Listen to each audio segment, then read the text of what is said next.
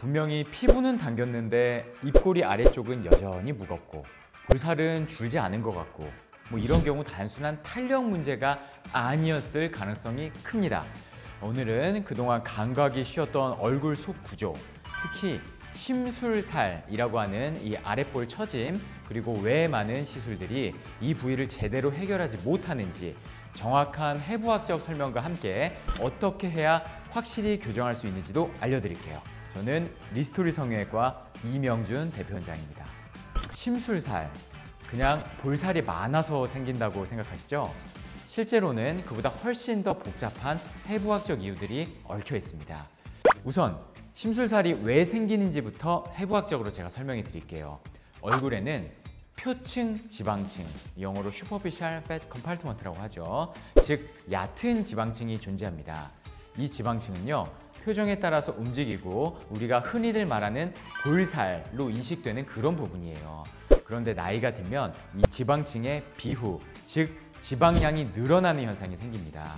여기에 더해 얼굴을 위로 당겨주는 탄성섬유와 스마스라고 불리우는 근막층도 점차 늘어지고 이것이 힘이 약해지게 돼요. 결국 그 위에 있는 지방이 지탱을 못 받으니까 아래로 이렇게 쏠리게 되고요. 입꼬리 아래쪽에서 살이 볼록하게 튀어나오는 겁니다. 이게 우리가 말하는 심술살이라고 하는 것이에요. 그럼 이게 왜 중요할까요? 단순히 보기 안 좋은 것 이상의 문제이기 때문입니다. 얼굴형을 구성하는 가장 중요한 지점 중 하나가 바로 이 광대 아래 그리고 턱선 위, 이 중반부 라인이에요. 이 라인이 무너지면 얼굴이 무거워 보이고요. 아무리 피부가 맑고 눈이 예뻐도 인상이 흐려집니다.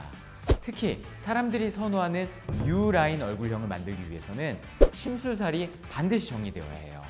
이 부위가 정리되지 않으면 턱 라인이 둔해 보이고 오히려 얼굴이 커 보이거나 네모나게 보일 수도 있어요. 그리고 무엇보다도 심볼볼 지방이 아래로 내려오면 사람 인상이 확 늙어 보입니다. 사람의 얼굴형이 젊었을 때는 역삼각형, 요런 삼각형 있죠? 요런 역삼각형 형태지만 나이가 들면 그 삼각형이 뒤집어지는 요런 삼각형 형태로 변한다고 합니다. 그래서 동안 얼굴을 만들기 위해서 이 부위의 조정은 필수입니다. 그러면 심술살은 어떻게 해결해야 할까요? 저는 항상 진단이 90%라고 자주 얘기합니다. 먼저 이 부위가 표층 지방 때문인지 심부 지방의 비대 때문인지 피부의 탄력 저하가 가장 비중이 있는 원인인지 아니면 스마스층의 처짐 문제 때문인지를 구분하는 게 핵심입니다. 표층 지방의 원인이라면 온다 같은 리프팅 디바이스로 볼륨을 줄이는 게 좋습니다. 이 장비는 지방층을 줄여줄 뿐만 아니라 피부를 타이트하게 만들어줘서 리프팅 효과도 있어요. 다만 울세라나 써마지 같은 장비들은 심술살 부위, 이 부위죠. 이 부위에는 상대적으로 효과가 약할 수밖에 없습니다. 이 장비들은 피부층을 쫀쫀하게 만들기는 하지만 심부볼처럼 물리적인 덩어리들을 붙잡아 올려주는 데는 한계가 있기 때문입니다. 게다가 울세라로 대표되는 초음파 리프팅 장비는 신경 문제 때문에 입 바로 옆부분을 집중해서 쓸 수도 없죠. 그렇기에 리프팅 디바이스만으로 끝내지 말고 실리프팅을 병행하는 것을 저를 강력히 추천드립니다. 그런데도 불구하고 지방 덩어리가 크거나 피부가 많이 늘어진 경우라면 수술적 접근이 또 필요합니다.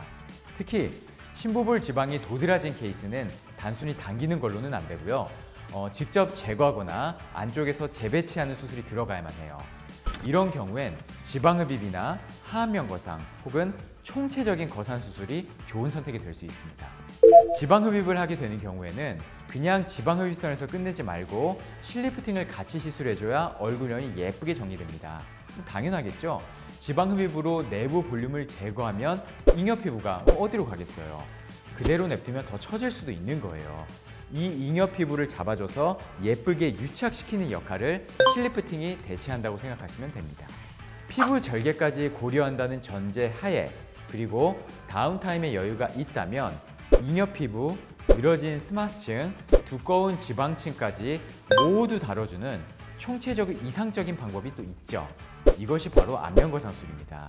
다만 이 수술은 단순한 리프팅을 넘어서 얼굴의 구조를 처음부터 다시 설계한다는 개념으로 접근해야 하는 심도 있는 수술입니다. 리스토리 성형외과에서는 이 모든 과정을 분리된 시술이 아니라 하나의 설계된 계획으로 진행하고 있습니다.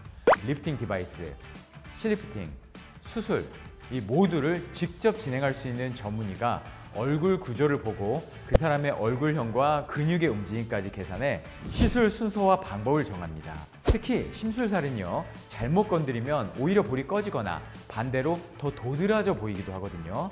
그래서 이 부위는 꼭 해부학적으로 완벽히 이해하고 실제로 여러 번 경험이 있는 그런 전문적인 의료진이 판단해야 안전하고 효과적인 결과가 나옵니다.